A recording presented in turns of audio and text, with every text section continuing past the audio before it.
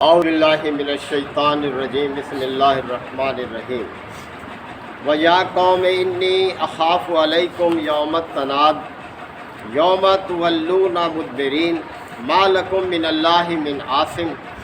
وَمَنْ يُضْلِلِ اللَّهُ فَمَا لَهُ مِنْ هَادٍ وَلَقَدْ جَاءَكُمْ يُوسُفُ مِنْ قَبْلُ بِالْبَيِّنَاتِ فَمَا زِلْتُمْ فِي شَكٍّ مِّمَّا جَاءَكُمْ بِهِ حتیٰ اذا ہلک قلتم لن یبعث اللہ من بعدہ رسولا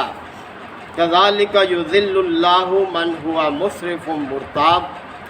الذین یجادلون فی آیات اللہ بغیر سلطان آتاہم کبر مقتا عند اللہ وعند الذین آمنوا کذالک یطبع اللہ علی کل قلب متکبر جبار صدق اللہ مولانا العظیم۔ حضرات سورہ المومن کے یہ چوتھے رکوع کی آیات ہے۔ بات چل رہی ہے اس شخص کے حوالے سے کہ جب موسیٰ علیہ السلام نے فرعون کے سامنے اللہ کی دعوت پیش کی اور اس نے ماننے سے انکار کیا اور یہ تدبیر اختیار کرنے کے لیے تیار ہو گیا کہ بس میں موسیٰ کو قتل کیے دیتا ہوں، تو ایک شخص اسی دربار میں یعنی جو فرعون کی قوم سے تعلق رکھتا تھا اور وہ ایمان لا چکا تھا، لیکن اس نے اپنے ایمان کو چھپایا ہوا نہیں تھا، چھپایا ہوا تھا، اس سے نہ رہا گیا اور وہ بول پڑا بھرے دربار میں۔ پچھلی آیات سے اس کا تذکرہ چل رہا ہے کہ اس نے یہ کہا اس دربار میں کہ میں نے تو جو کہ اپنا ایمان چھپائے ہوئے تھا کہ کیا تم ایک ایسے شخص کو قتل کر دو گے جو صرف یہ کہتا ہے کہ میرا رب اللہ ہے، اور وہ تمہارے پاس واضح نشانیاں لے کر آیا ہے تمہارے رب کی طرف سے۔ وہ نشانیوں کی طرف اشارہ ہے جو موسیٰ علیہ السلام نے فرعون کے سامنے پیش کی تھی۔ اور اگر یہ شخص جھوٹا ہے تو اس کے جھوٹ کا وبال اسی پر ہوگا، تمہارا کیا بگڑتا ہے؟ اور اگر یہ سچا ہے تو جس عذاب سے تمہیں یہ ڈرا رہا ہے اس کا کچھ نہ کچھ حصہ تو تم پر آئے گا ہی۔ اور اللہ تعالیٰ کسی ایسے شخص کو ہدایت نہیں دیتا جو حد سے گزرنے والا ہو اور جھوٹا ہو۔ تو اے میری قوم کے لوگوں، آج تو تمہیں سلطنت حاصل ہے، تمہیں حکمرانی حاصل ہے اور زمین میں غلبہ حاصل ہے، لیکن اگر اللہ کا عذاب آ گیا تو پھر کون بچائے گا، کون ہماری مدد کرے گا؟ تو اس پر فرعون نے کہا تھا دربار میں کہ میں تو تمہیں وہی بات بتاتا ہوں جو ہے ٹھیک سمجھتا ہوں، اور میں تمہیں صحیح راستے کی ہی رہنمائی دیتا ہوں۔ یہ شخص زمین میں فساد کرے گا، تمہارے دین کو بدل ڈالے گا، لہذا جو میں ٹھیک سمجھتا ہوں وہی میں تمہیں کہہ رہا ہوں اور صحیح راستے کی ہدایت دے رہا ہوں۔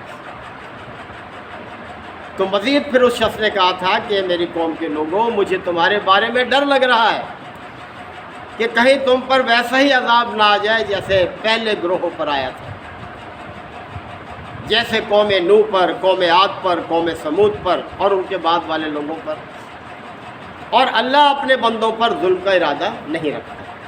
اللہ تو اپنے بندوں کا انتہائی خیر خواہ ہے۔ پیغمبر بھیجنا بھی اس کی خیر خواہی کا ایک رخ ہے، ہدایت بھیجنا، پیغمبر بھیجنا، یہ سب اس چیز کا اظہار ہے کہ وہ اپنے بندوں سے بہت محبت کرتا ہے، شفقت کرتا ہے، انہیں اچھے انجام سے دوچار کرنا چاہتا ہے۔ تو آگے بات چل رہی ہے اسی شخص کی، اسی کا خطاب چل رہا ہے اس دربار میں کہ یا قوم، اے میری قوم کے لوگوں، انی اخاف علیکم، مجھے تمہارے بارے میں ڈر ہے، یوم التناد، ایسے دن کا کہ جب چیخو پکار کا دن ہوگا، ایک دوسرے کو تم پکارو گے لیکن کوئی کسی کی مدد نہیں کرے گا، یعنی کوئی عذاب آ جائے گا اللہ کا اور پھر تم اپنا بچاؤ بھی نہیں کر سکو گے۔ یوم تولون مدبرین، تم پیٹھ پھیر کر بھاگو گے، ایسا دن ہوگا وہ۔ ما لکم من اللہ من عاصم، اور اللہ سے بچانے والا تمہارے لیے کوئی نہیں ہوگا، کوئی نہیں بچا سکے گا۔ تاریخ گواہ ہے، دیکھو جب اللہ کی پکڑ آئی ان قوموں پر، سابقہ قوموں پر، تو کوئی انہیں بچا نہیں سکا اس بات سے۔ وَمَن يُضْلِلِ اللَّهُ فَمَا لَهُ مِنْ هَادٍ،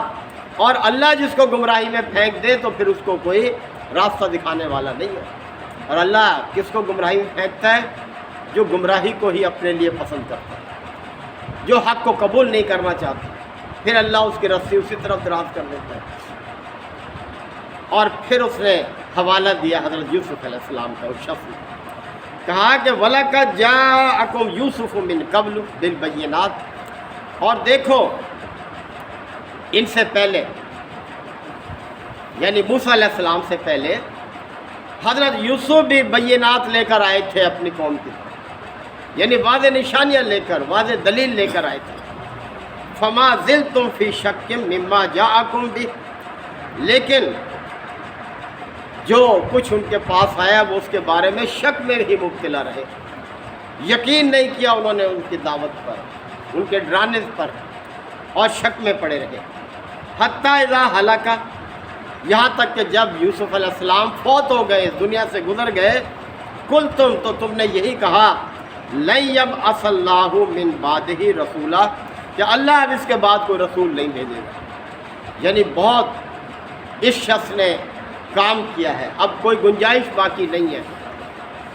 یہی صورتحال نبی کریم صلی اللہ علیہ وسلم کے ساتھ، کہ آپ کی ہدایت اتنی واضح تھی کہ اللہ نے پھر اس کے بعد کوئی اور ہدایت نہیں دی، اور محفوظ کر دیا آپ صلی اللہ علیہ وسلم کی لائی ہوئی ہدایت۔ کذالک یضل اللہ من ہوا مسرف مرتاب، اسی طرح اللہ تعالیٰ گمراہی میں پھینک دیتا ہے ان لوگوں کو جو مسرف ہوں، یعنی حد سے تجاوز کرنے والے ہوں، اور مرتاب، شک میں مبتلا رہنے والے،